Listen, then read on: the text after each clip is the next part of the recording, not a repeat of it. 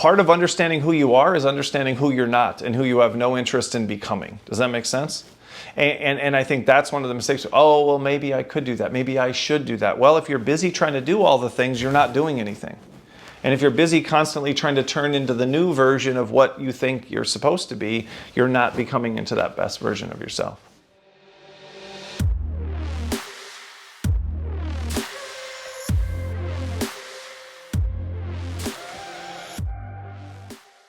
How is it going, ladies and gentlemen? This is Sean Barnes. I want to welcome you back to The Way of the Wolf. Our guest today is a gentleman named David Rendell. I had the opportunity to see him speak at a conference in Vancouver about a month ago and knew I had to figure out how to get him on the show. He is an author, motivational speaker. He's given a number of TED Talks, actually. He runs marathons, has a doctorate in organizational leadership, and his jacket game is on point, for real. His mission and purpose is to help people understand that the things that make us weird actually make us wonderful. And the things that are our weaknesses can actually be our strengths if we let them. David, welcome to The Way of the Wolf. It's good to be here, man. Okay, there is a lot to unpack based on everything I just shared. Can you start by talking about your journey? And we're going to get into some of your books and things like that. Right. But how did you find yourself doing all of these things? Well, a lot of it was sort of by accident, right? When I was a kid, I was always in trouble because I couldn't sit still and be quiet and do what I was told.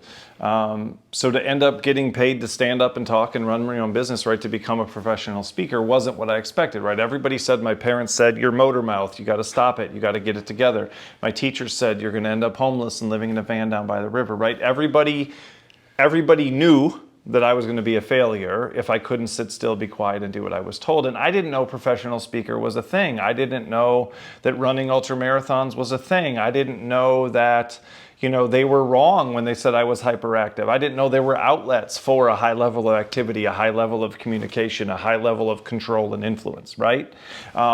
So it was mostly by accident, right? I was in a situation, for example, I was helping folks with disabilities to get job opportunities. I was reaching out to the community, getting involved in the Chamber of Commerce. And they said, would you be on the board? And I said, sure. And then once you're on the board, at some point you'll be the president. And when you're the president, you got to run the banquets. And so you got to do 5 minutes to welcome everybody at the beginning of the banquet. And I'm standing up there, in this little town of 4,000 people. I'm not like dominating some, worldwide commerce or something, but it's my job to talk. And I'm making them laugh and they're paying attention, which a lot of people aren't doing at a Chamber of Commerce dinner. And I left that and I was like, wait a second. I enjoyed that. They seemed to enjoy it. I just did a good job doing what people spent their whole life trying to stop me from doing, trying to keep me from doing, telling me was never. And that was like the seed, right? But it was all discovered sort of accidentally. Like, wait a second. The results I'm getting aren't the same results people told me to predict, right? To expect. The results I'm getting are different. The sensations I'm having are different than what people told me. This seems to be working. I wonder if I really sort of dove into this, whether it would work. Yeah. Okay. Which is part of the reason I do the work that I do, because I wish someone would have told me sooner. I wish someone would have told my parents sooner. I wish someone would have told my teachers sooner. I wish somebody would have told my employer sooner. And so that's what I'm on a mission to do. Tell the kids, tell their parents, tell the teachers, tell the employers, like, look, your weaknesses are strengths, your people's weaknesses are strengths. We need to stop. We're bad predictors of who's going to make it and who's not. Let's stop undermining people's confidence and their hope, and let's look for the strengths that no one else is seeing in these people.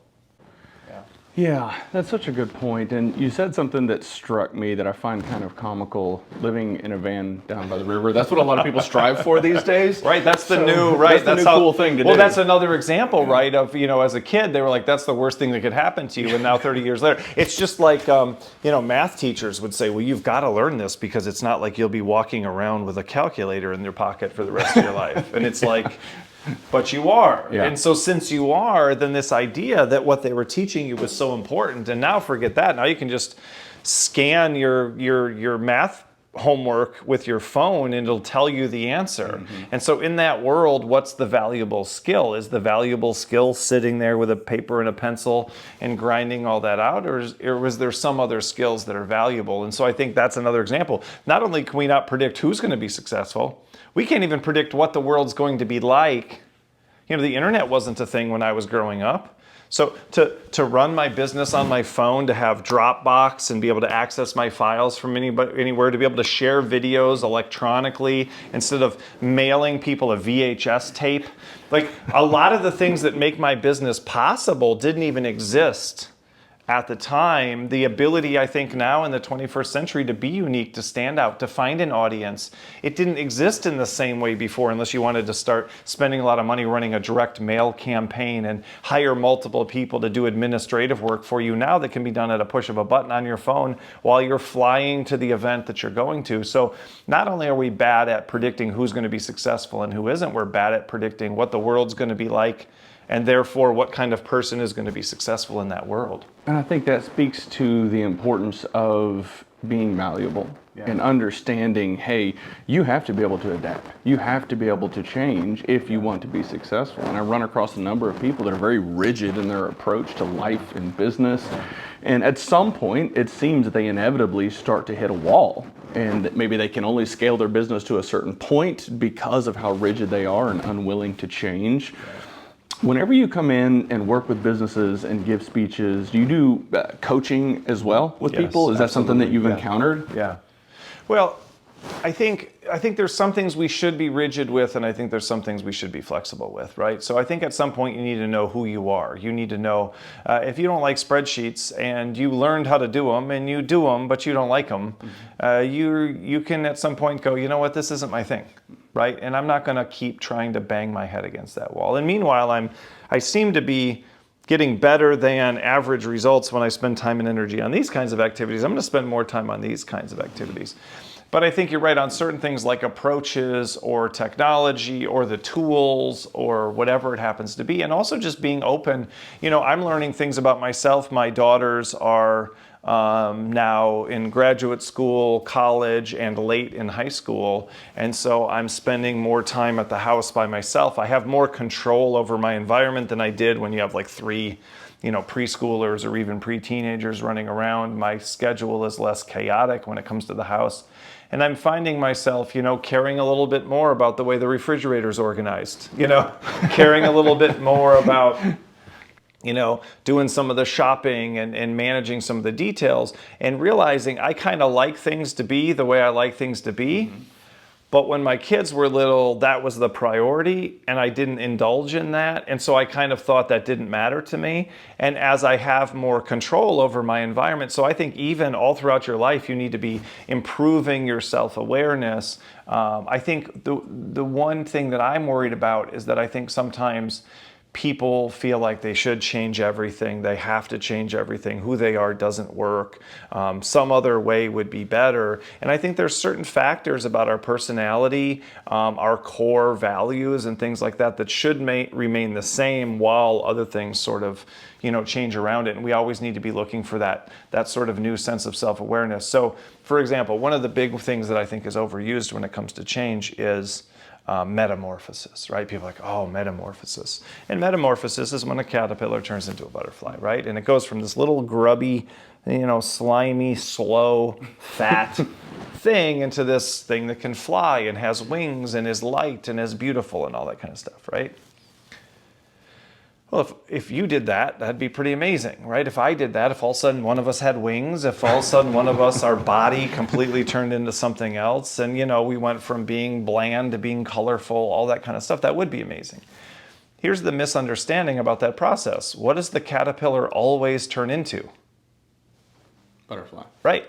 It doesn't turn into a rhinoceros. It doesn't turn it. No, does that make sense? No, that's important, right? So you need to turn into your butterfly. I need to turn into my butterfly, but we don't turn into giraffes. We don't turn into rhinoceros. So you don't become something else, right? There's a core, right? There's a core that caterpillar has some core programming that allows it to transform in that particular way, right? So I think I've become much more successful. I think I've become much happier. I think I've become much more fulfilled, but I'm still building on that platform of Can't sit still because I like to be moving. Can't be quiet because I like to be talking. Can't do what I'm told because I like to be in charge. And I've given up a long time ago on, well, I just need to, I've stopped trying to get better at those things, right? So I'm not trying to change and I tried for years. I'm not trying to change those things about myself, right? So I think there's certain things we need to embrace about who we are. And then Jim Collins talks about it in Good to Great. It's like preserve the core and then innovate around, the edges or something like that. Mm-hmm. And I think that's sort of the idea. But what I struggle with is oftentimes people will say like your comfort zone and then where the magic happens. I like being active. I like being on stage. I like doing all sorts of things that are also magic. I am comfortable. I think that's the idea, is to merge those two. What if who you are and what you're comfortable with and what you're interested in and what you naturally gravitate towards, what if you looked for ways to use that in magical ways, right? And what would your life be? Yeah. I'm flashing back to the majority of my life and career I spent in technology. I was always the introverted IT nerd, shy, quiet, reserved to myself. In my mid-30s, I started seeking out something. I wasn't fulfilled. Right. And I started seeking out a challenge. And I was presented with an opportunity to lead human resources at the company that I was working for. Far cry from information technology, where it's all data and almost logic to 3,000% emotion all the time.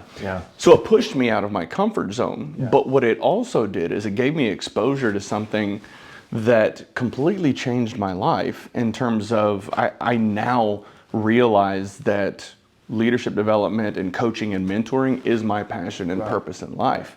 I had to learn a lot of skills to evolve into my version of a butterfly. And public speaking, being behind a camera and a microphone, not comfortable at all. I will never forget the first time I had to present to a group of executives in a room, and I was like almost broke the podium because I was so nervous. It took years of intentional effort.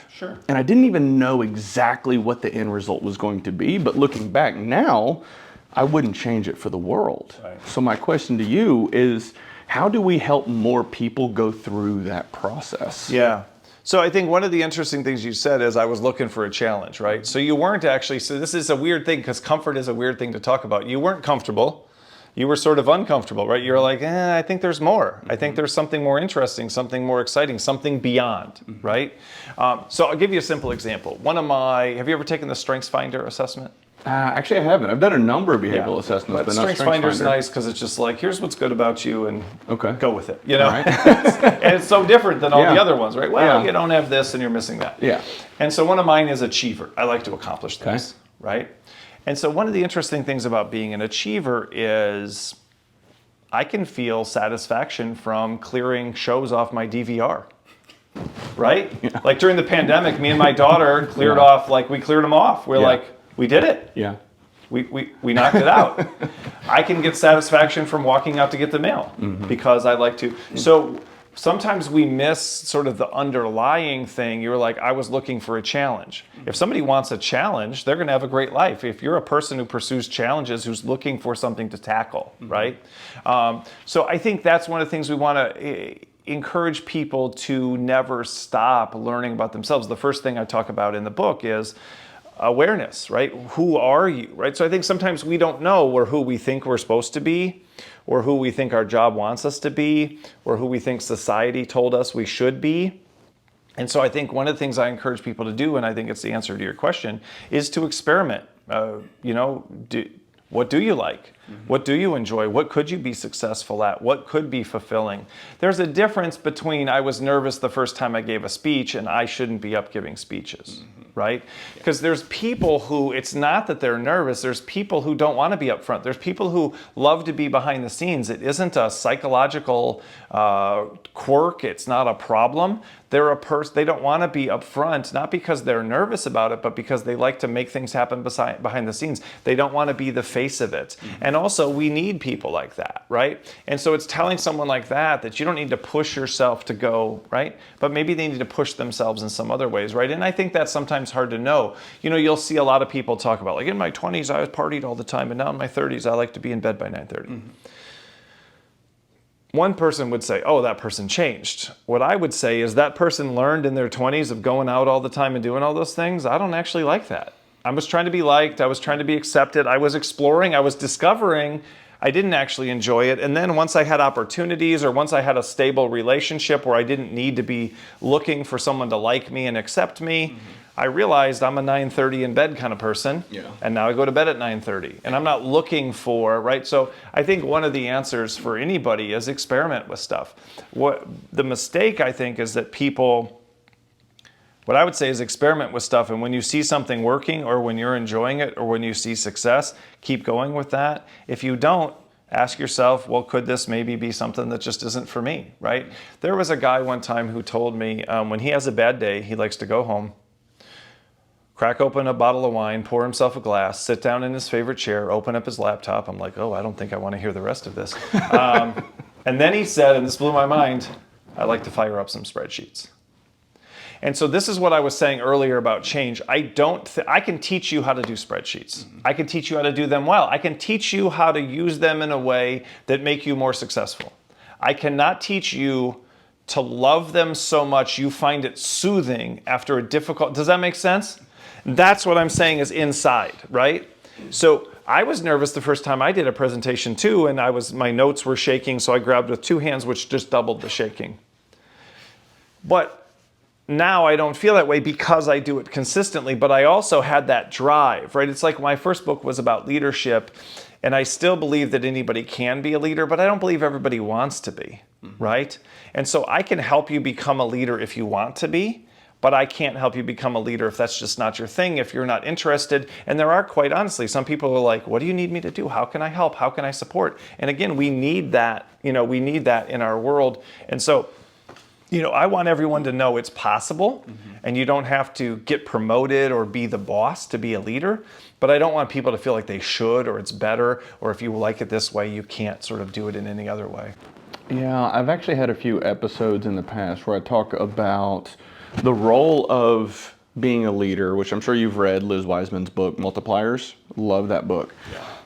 When you transition into that leadership role, you become a force multiplier, and you are less of that individual contributor. And sometimes you see people that are very high performing individual contributors, and you think, my God, what could they do with an entire team behind them?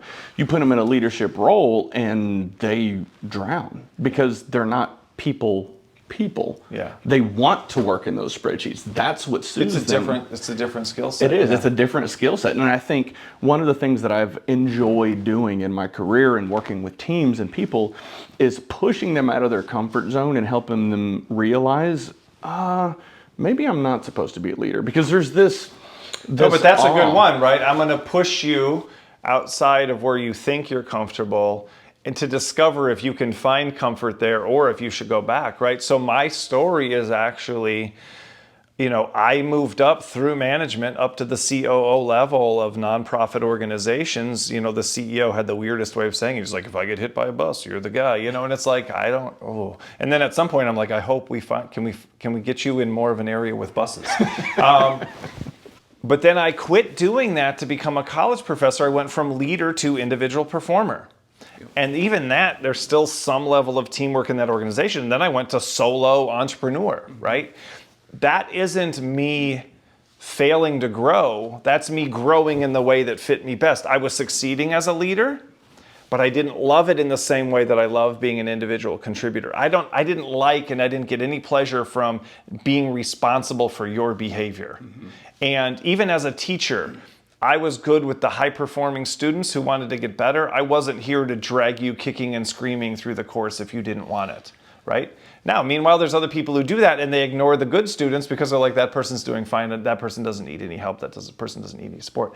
So that's one of the things is now, have I had to learn new things to be a solo entrepreneur? Absolutely. Have I had to learn new things to run a business and own a business and be a professional speaker? Absolutely. But again, I think that's the difference. I left an area where it's not like, oh, well, you're not comfortable, but get more comfortable or figure it out or fight it. It was like, I did it long enough. I was successful at it and competent at it, but I could tell it wasn't my thing. And then I did teaching, and that was better, but I didn't like the organizational nonsense that went with it. And then I started my own business, but that was consulting, and that was better, but it wasn't perfect. And then training and speaking was better, but then I discovered keynote speaking, and it was like, that's it. Right? That's it. So I think that's that experimentation, but the experimentation doesn't always have to be up or always better. Sometimes it can be back. One of the things I admire about the NFL is National Football League. You don't want to, with coaches is there'll be a great offensive or defensive coordinator, which is basically like the assistant coach, right? They're second in command, and oftentimes they run big parts of the game. They'll get hired to be a head coach somewhere, and they'll fail. And in most organizations, if you go up to CEO and you fail, you're out. And even other organizations are oftentimes like, you're kind of tainted, and they're not interested. What they do in the NFL is other people just go, oh, well, you were a great offensive coordinator. And sure, you weren't a great head coach, but that's a different thing. So would you like to be my offensive coordinator and be amazing and help me win a Super Bowl? And this happens over and over and over and over again, where somebody tested it out. It wasn't their thing. Even Nick Saban, he's the most successful college coach in years, maybe ever, and he went to the NFL and was an absolute flop. Like, he wasn't below average. He was awful. It was comically terrible, right? Because college football is different from, so should he keep fighting to go back to the NFL and become a good NFL coach? Is that better, or should he continue being, right? He tried it. He learned. So I think we always want to be open to change and trying things, but we also want to have a firm sense of who we are and and that's why I love StrengthsFinder, for example, in my assessment. What are your strengths? And does this thing, regardless of what it is, does it tap into those core strengths, or is it causing you to fight who you are? So a simple example I give is, sure, I should change, I should grow. But if I told you at 6'6", that my goal in life was to be a jockey and ride a horse to victory in the Kentucky Derby, you should tell me that's a terrible idea. But most people won't. Because they're like, well, Dave, believe it. And I think those same things are true for us internally in ways that we don't oftentimes recognize. So we're like, oh, you're super analytical. Well, why don't you just be more emotional? Or why don't you just, and it's like, well, is that better, or is that just a different thing that isn't any better or worse and is just going to come with different challenges? So I think you want to change, you want to experiment. I mean, I let my kids, it's a little bit controversial with some people, I would let them quit sports. Because when you're 7 and you signed up for softball, you didn't know what you were getting into.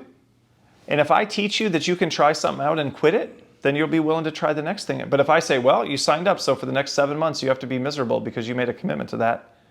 No, now you can go try soccer, and you can quit it, and you can try this, and you can quit it, you can try this, and then there it is, right? And so my youngest daughter, she's quit literally some things twice.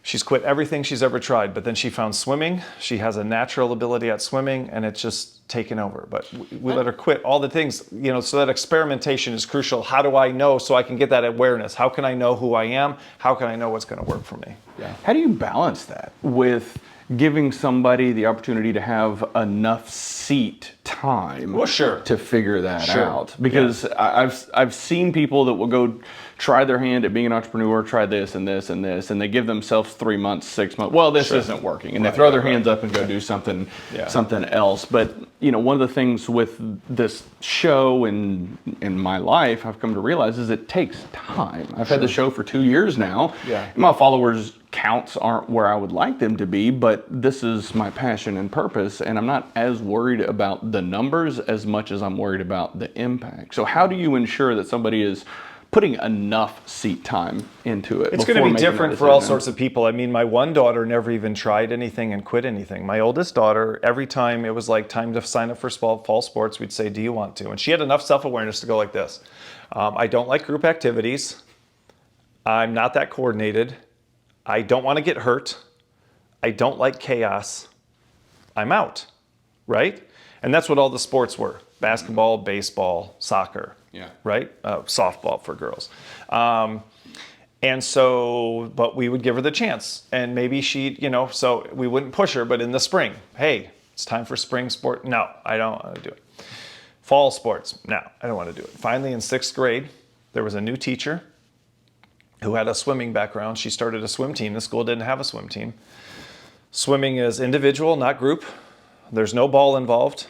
The coordination is very limited. You do the same thing over and over and over and over again. It's not loud. Your head is literally inside the water, right? There's nobody else in your lane who can touch you or bump into you, right? Yeah. And my daughter literally wrote essays in high school about how the pool was her happy place, right? So I think some people have enough self-awareness to say, I know who I am, and I can look at that situation from the outside and go, that's not my thing. I think other people not only need time, they need significant time to sort of, take it in. So I think that's going to depend on the person. Mm-hmm. And for some people, I think, some people are going to be more of samplers. Some people are going to be people who try things, do things, and they want to move because their thing is variety. And so again, one of the things I do in my Amplify assessment, which is related to the book, is say if you're a person who's always liking to try new things, it gives them advice for how do you find environments that create a constant amount of variety. So for me, I have a certain amount of that with me. I almost started going insane during the pandemic. I'm used to traveling. I'm used to meeting different people. I'm used to going to different places. I'm used to speaking to different audiences. And all of a sudden it's wake up at home, wake up at home, wake up at home, wake up at home, wake up at home, right?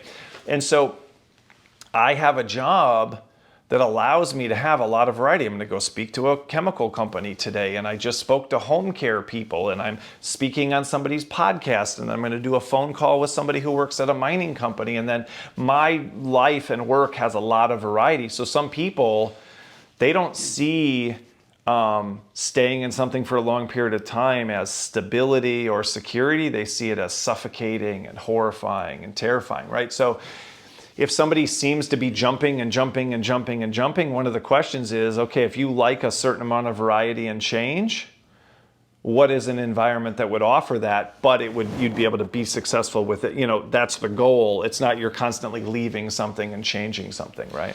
I'm flashing back to a friend of mine that has owned a gym for, over 20 years. His name is Scott Wells. Had him on the podcast. Yeah. And he's done exactly what you described. He has a great facility right here in Conroe. And he needs that variety. And his programming at its core is based on a West Side Conjugate method. But he incorporates elements of cardio. And whenever I say he needs the variety, there are phases where he'll go through, he gets big into boxing, or sometimes he gets big into distance running, or sometimes bodybuilding. And so he incorporates elements of that. And it's almost comical. Some of the people that have been training there for years, okay, well, Scott's on a boxing kick. I guess we're going to have bags in the gym now, type of a thing. And some people, that's exciting. I mean, you'll see people who they'll be on Zumba, and then they get bored with that, and then they get on. They're always doing something fitness related, and they're always staying active, but they're not that person who laces up their shoes and goes for a 3.1 mile run every morning at 5:27, right?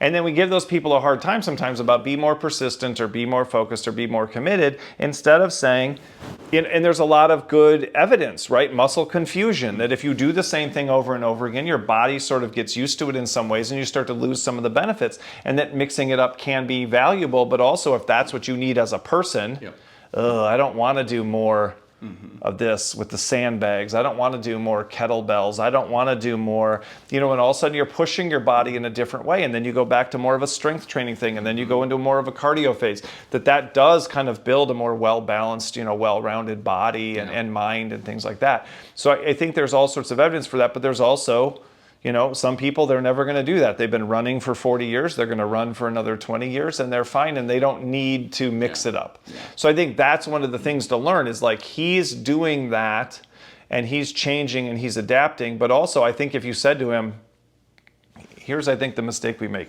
We say, oh, that person's really disciplined to keep pushing themselves over the years and to change it and mix it up and to, that's one perspective. Another perspective is maybe if you told him he has to do the same CrossFit workout for the next 20 years, he'd drop out of fitness altogether because he doesn't actually have the discipline to do the same thing every day, because that would be soul-sucking and boring and routine and uninteresting. Does that make sense? It does. And so for him, it would actually, some people who are really fit, they yell at everybody about discipline. If you told them, I need you to sit on the couch for 3 weeks and do nothing and only watch TV with your feet up, they don't have the discipline to do that, right? They get antsy on day one. They're like, can I go for a walk at least? Some people won't do their recovery days. That would actually be good for them. Well, if you really had discipline, you could. And the reason I know this is true is because it's happened to me as well as an ultra endurance athlete. You watch these people get injured and they don't handle it well. They go into depression. They get all sorts of anxiety. They refuse to, they got to put their foot up, but they're going to try to do something with their arms. If you really truly were just disciplined and you were just doing what you were supposed to do, you'd follow all the instructions, but you can't because your body craves a certain amount of activity, right? And so I think that's one of the things I like to read, and that's why I read. And then some people yell at people for not reading. It's like, I've learned over the years, I don't read because I'm supposed to, I read because I like it, right? And so what I try to do is say, who are you? What do you like? What are you good at? And how can you find productive ways to use that in this world? Instead of how can you constantly feel like life is fighting, that you're fighting yourself, that you constantly have to be fighting everything, instead of surfing it, riding it, using it in some ways. And I think the metaphor to go all the way back to is, okay, fine, you are a caterpillar and you don't like that. But what's your butterfly, right? Because you don't get to just, I don't get to be a jockey. I graduated high school 6'4", 145. I didn't get to be an offensive lineman in the NFL, right? I don't even get to be a JV girls basketball player at that weight, right? Like, that's not cool, right? But it wasn't a lack of discipline. It wasn't a lack of effort. It was genetics, right? It was genetics. And so I built a life around who I was. And I went to a very small school and I got a scholarship and it helped put me through college, and I played basketball, but at a very, very low level because I still can't believe it. I'm 50 years old. I watch these guys in the NCAA tournament, the basketball championship, and they're like, so-and-so's a freshman. Dude's got a full beard, and he shaved this morning and he has a full beard. You know what I mean? He has 10:30 a.m. shadow, not 5 o'clock shadow, right? And he's got muscles that are just like breaking out of I don't even know how he's had the time to get the tattoos that he's had. Like, you haven't even been alive that long. How have you had that much chair time? And so, that's a gift, right? That's a gift. And you can tell some 4.5 foot tall, guy that he's going to make it in the NBA, and he's not. And you can tell him if he tries and believes, or you can tell him, what do small people do? Soccer, for example, what's an activity, or maybe is it a sport at all? There's all sorts of things you could be doing that are different, right? Yeah. Sure, why that's So I think that's what I try to encourage people to be. I think we should push ourselves. Another way to think about it is that comfort zone. Go to the edges and push the edges. Don't go jump somewhere off well into the distance and try to pull those two things together. And again, I think also, have you really explored where you are comfortable? I like being alone, or I like being with people. Have you asked, what are the productive and valuable uses of that characteristic that I have? Have you pushed every limit in that area? Or are you just convinced because of what other people say and what other people, I should do more networking. I'm too solo. I'm too by myself. I'm too quiet. I'm too reserved. There's all these benefits. Because the thing is, whoever's selling you the benefits of getting out there and being more extroverted, if you were extroverted, guess what they'd be selling you? We're doing this silent retreat. Sean, do you want to come and spend 4 days in complete silence? And you'd be like, no, I don't. Well, are you afraid of yourself? Are you afraid of your thoughts? Are you afraid? No, but meanwhile, that person who should be going to the silent retreat is going to the networking retreat because they're supposed to get out there. And so that's all I'm saying is, that's still going to push you. I don't care how introverted you are. Going to a silent retreat for 5 days, that's going to push you. It's also going to help you find, how introverted am I? Are you introverted compared to the people you're hanging out with, and you're actually not that introverted at all? Or is there a thing? There was somebody I forget, recently, some famous person, and they have this sister who's lived in a cave for the last 7 years and hasn't talked to anybody or whatever. That's a whole different level. Because you put most people in solitary confinement and it actually creates psychological disorder, right? If I crave or need, and that's most people, a certain amount of human interaction. But for other people, it's thank you. Shut the door. Get rid of all the people. Some people thrive during lockdown. And other people struggle during lockdown. Because some people are designed to have a certain level of comfort with control over their environment, aloneness, all those kinds of things. Other people are programmed to need and want, and there's nothing wrong with that. So to say to the one person, you need to get out there, and the other person, you need to be more comfortable in lockdown, I think that's a mistake. I think the question is, since you're so comfortable like that, how can you build a life around that that's valuable and useful? And also, how can you make sure you're pushing up against the edges every now and then to make sure you haven't hemmed yourself in unnecessarily, right? Well, whenever I hear that, the first thing that comes to mind for me is when the lockdown started to occur. I was leading information technology teams and human resources. Yeah. It was such a stark contrast in how both teams responded. The IT team, who was a phenomenal team, their productivity went even higher. Yeah. Whereas the HR They were team, literally born for this. that's exactly Yeah. right. Yeah. And then the people on the HR team, the isolation was debilitating. Yeah. And I spent countless hours on Teams calls, video chats, just trying to It's also related to the work. What What does HR stand for? Human relations. And now all of a sudden you're dramatically inhibiting Yep. human relations, whereas IT is not dependent on human-to-human contact. That's right. Yeah.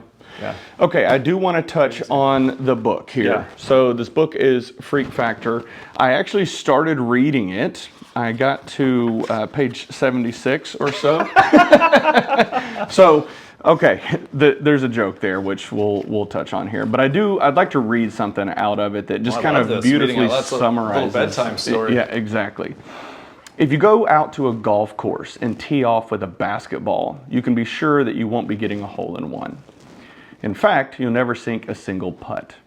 It's not that there's anything inherently wrong with the basketball, it just deserves a different context, where its features are perfect. To see what I mean, try dribbling a golf ball down a basketball court on a fast break and taking a three-point shot right before the buzzer. You could be using the best golf ball available, but it's clearly the wrong setting for its qualities. Here's the good news. You're a freak of nature. There's no one else in the world who can exactly replicate your unique combination of genetics, background, and personal experience. You're one of a kind. There has never been and will never be another you. This book will help you make the most of this astonishing fact in your life and work. What prompted you to write this? Because I wish someone would have told me that when I was a kid, right? I wish somebody would have told me that early in my career. I wish somebody would have told my parents that. I wish somebody would have told my teachers that. And so I'm on a mission. So many people say, oh, I needed this. I wish I would have heard this years ago. I need my child to hear this. That's why I wrote a kid's version of it and put the video on YouTube so anybody could see it. So that's what I'm passionate about. I mean, I finished a speech in Perth, Western Australia one time.